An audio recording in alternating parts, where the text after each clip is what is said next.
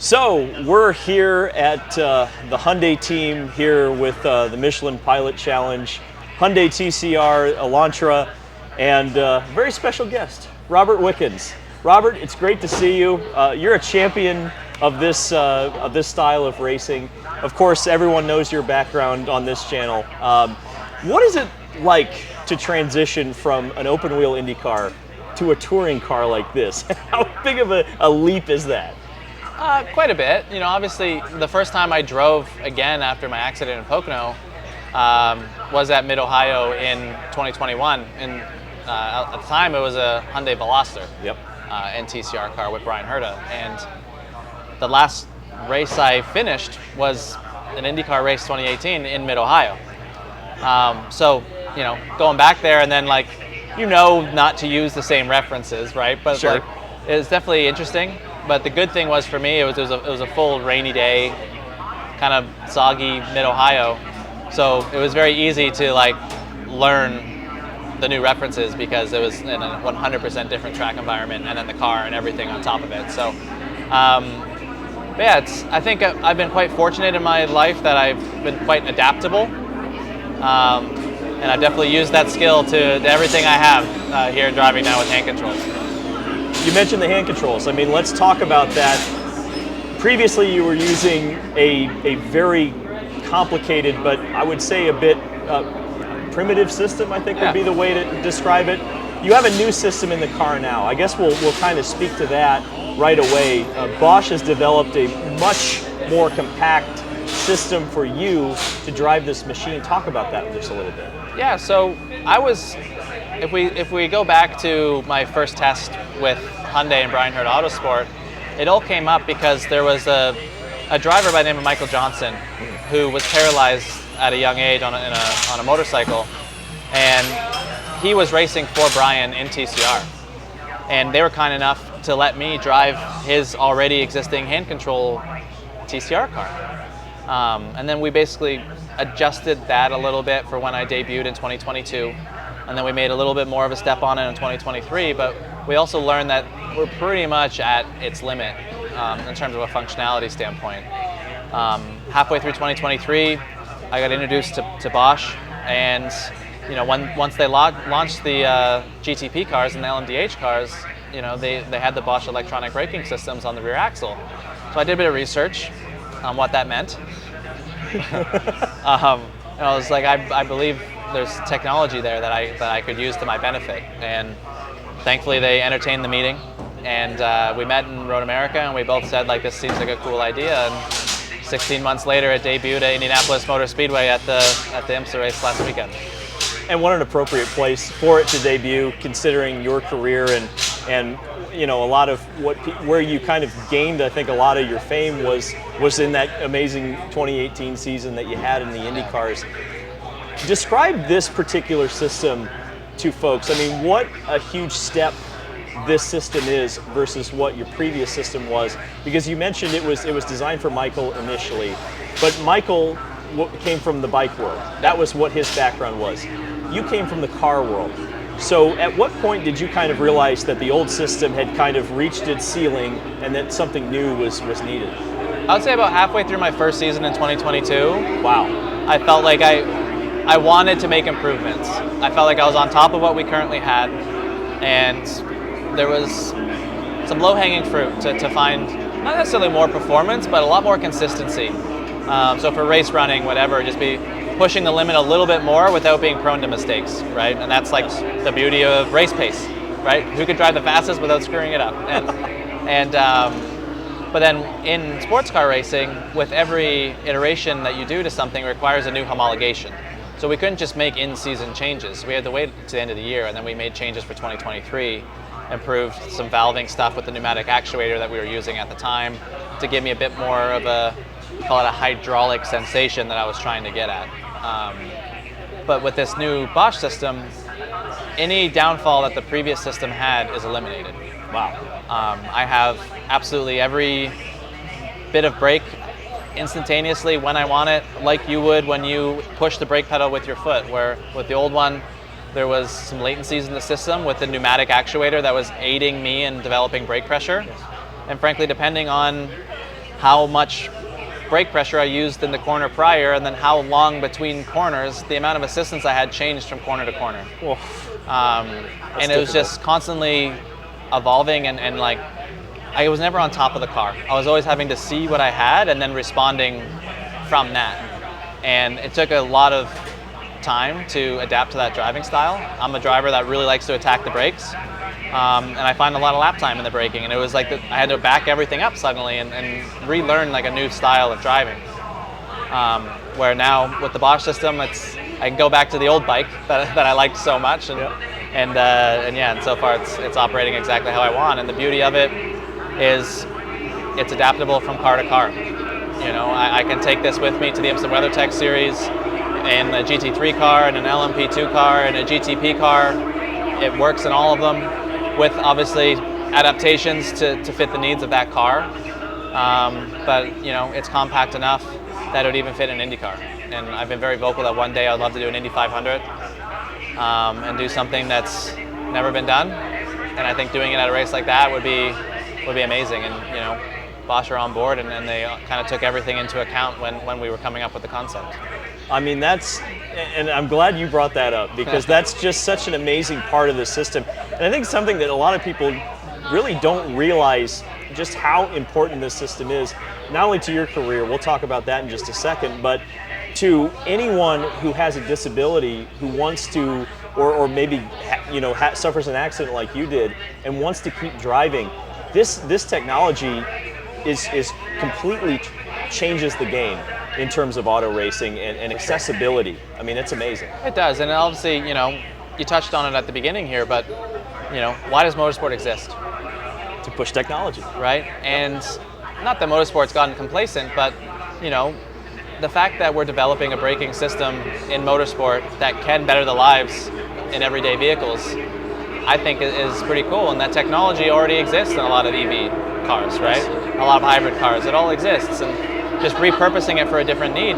I have a wheelchair accessible vehicle at home, and the hand control system that I use, it's an antique. It's basically a stick that you push and pull, and it pushes down the throttle and the brake pedal, and that's how I get around town. Wow. Right? And like one day I would love to have like a Wickens steering wheel that it's actually like figured out, like just like the most random things. Like I use the throttle and brakes on my right hand. Most people have it on their left. I don't know, I wanted my right for some reason. But like when I make a lane change, I have to like accelerate like over speed to know that when I signal, I'm not going to be on throttle, to not get myself like in a mess. Either that, or like you like cruise control and like zip over and then cruise control off to do your next thing. And it's like I feel like there could be like an ergonomical steering wheel where like throttle, like you can have two hands on the wheel at all times, and you can have everything where you want it. You know. So you mentioned it, and I feel like you kind of dropped a bit of a bombshell there, at least for my audience, that you want to return to the Indianapolis 500. Well, you're definitely right with one of the right teams right now, Bryan Herta Autosport, two-time winners of the Indianapolis 500. Yep. But you know, you listed off a whole lot of different categories: GT racing, GTP, which this system is developed specifically to go inside of. But you know, we kind of were talking prior to this interview about the challenges that you face to move forward in your career, and it really takes a buy-in from, you know, whether that's Dallara or whether that's a GT3 manufacturer. Just kind of describe that process. While yes, the Bosch system can go in any race car, you need someone to kind of be backing you throughout this process, and that's something that Hyundai's been so great about with your career. Yeah, absolutely. And like, you know, I'm forever grateful of Hyundai giving me the opportunity, and call it what it is, take a risk on this experiment of putting me in their TCR car. You know, I like to think it worked for both of our benefits, right? But moving forward, it's going to be kind of the same thing every step along the way. You know, this Bosch system is going to be revolutionary for my career and hopefully the career of many others. But from car to car, there's always going to be a level of adaptation. So I'm going to have majority of the bits, all of the braking bits, call it in a Pelican case or whatever, that I can take with me from team to team. But regardless of what it is, you know, there's always going to be, the brake system needs a power source. You know, can the current car handle that? If it can, what has to change? And then the ripple effect of, if you change this, how does it affect that? And right, and there's always going to be the adaptation for that car. Furthermore, you know, the brake ring that I squeeze in this TCR car might not fit in a GT3 car because the steering column can move up and down for driver changes and go forward and back for different sized drivers. Here in our Hyundai Elantra and TCR car, it's a fixed steering column like it is in an Indy car, or like it would be in I'm assuming a GTP car. I actually don't know the answer to that. But yeah, so like in GT world, it's very common to have, the column moves up and down like your road car. Yes. So yeah, it'll have its own interesting adaptations and design and development. So it's not as black and white of I now have this amazing brake system from Bosch that tomorrow I can go test a GT3 car. That's just not realistic. I'm constantly trying to get back to that level of motorsport or the opportunities in motorsport that I had when I was, even call it like finishing my career in DTM. I called up Sam Schmidt with a crazy idea between myself and James Hinchcliffe to do a ride swap for me to test an Indy car, to get the whole thing started, And somehow they said it was a good idea. And I got to test an Indy car at Sebring, right? And, now it takes months of planning. It takes weeks of planning of, how does it work, what needs to change in the systems, and designing either a different steering wheel or designing at least a different brake application source to what I use, let's say, in the Hyundai Elantra TCR car. So it's never going to be easy, right? But hopefully we've made it easier, and at least to get my foot in the door. Prior to Bosch stepping up and being a part of this program, I would have had to ask you to design me a new brake system. That would not have been a good idea. And it's just the reality of the system. Race teams are so efficient. Yes. There's no surplus of staff to just take off one project and start this new project, right? So if I was trying to work with a team to do this, then you have to hire a project manager, hire engineers to design, mechanics to implicate rapid production parts to make sure whatever worked, right? Like, the list goes on and on, where Bosch solves majority of the puzzle, but the puzzle's not solved from team to team. There's always going to be, call it a bit of headache. Well, I think what's cool about this system, and also with the current partnerships that you have, while maybe the IndyCar, the Indy 500 is certainly maybe the top goal, this brand or this family of brands is going LMDH racing in the next 2 years with the Genesis project. I think that's a potentially great opportunity. The Indy 500, I mean, obviously, I think myself and a lot of others, IndyCar, help this guy out, let's get it going. But, Robert, what is it going to take? Because, I mean, when we're talking about LMDH or we're talking about Indy cars, we're talking about a pretty gigantic step from a TCR machine. So what is a middle ground? Is it P2? Is it GT3? Where do you need to be in the next couple of years to make some of those higher goals a reality? I mean, that's the question, right? Because the reality is, if you go GT3 path, there's a world where you can align with an OEM. Yes. And if that OEM also exists in GTP, there could be a runway to progress up into GTP. Typically, historically, if you're not tied to an OEM, but if you're a very good driver in LMP2, you can then make your way up into GTP, right? So honestly, at this point in my life, I'm not super young anymore. I like to think I'm not old, but I'm definitely not super young.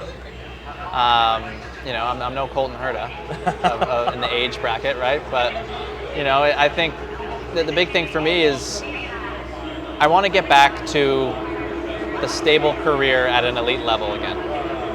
And if I have the opportunity to race several years in GT3 and challenge for race wins against the best drivers in the world, I'm going to have a smile on my face every time I'm getting in and out of that race car, assuming the race goes well on the after part. And then, if an opportunity for GTP, every driver wants to win overall. Every driver wants to win overall 24 hours of Daytona. It's just like, you can say, like a class win, it's like, you want to win overall.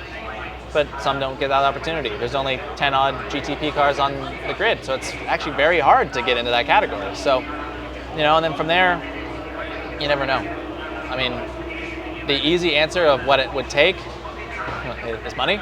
Of course. Money can get me anywhere. Especially if we're talking IndyCar. Yep. Like a project like that, it's going to take a lot. Sure. That car would need a lot of adaptation to allow my hand control system to exist within it. It's not impossible, but it would take quite a bit of time to design and develop, and then yeah, do the normal. Once you even solve that puzzle, then it's like, well, now we need to fund an Indy 500 program, right? So it's the same puzzle regardless of the category. It's just the values fluctuate, right? So yeah, I mean, if I can align myself with an OEM, get into the IMSA WeatherTech series, have a 5 to 10 year longer career there, you know, I'm gonna be quite happy. So the hardest thing for me is, you know, I felt like when everything happened in Pocono in 2018, I felt like I was just getting to my prime as an athlete, and I've never been happier in a race car. I've never been happier with an environment. It's such a breath of fresh air coming over from Europe back home to America. I felt like I found my home, and I was like upset that I didn't come or have the opportunity to come earlier, because of like I like unlocked this like amount of fulfillment in my world that I didn't know existed. And then when it was all more or less stripped away, and then I spent 4 years recovering, like I feel like I'm still trying to make back those 4 years at my peak of my abilities. And I feel like I'm not any slower than I was 6 years ago, but I just need the right opportunity to try to show it. Somehow, Robert, I think the right opportunity is going to find you. You know, your story has been so inspirational.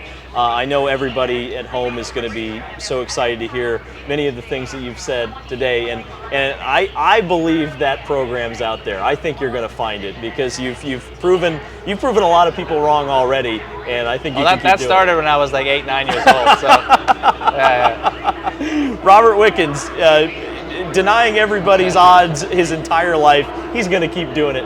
Robert, thank you so much for speaking Pleasure, with man. me. Thank you.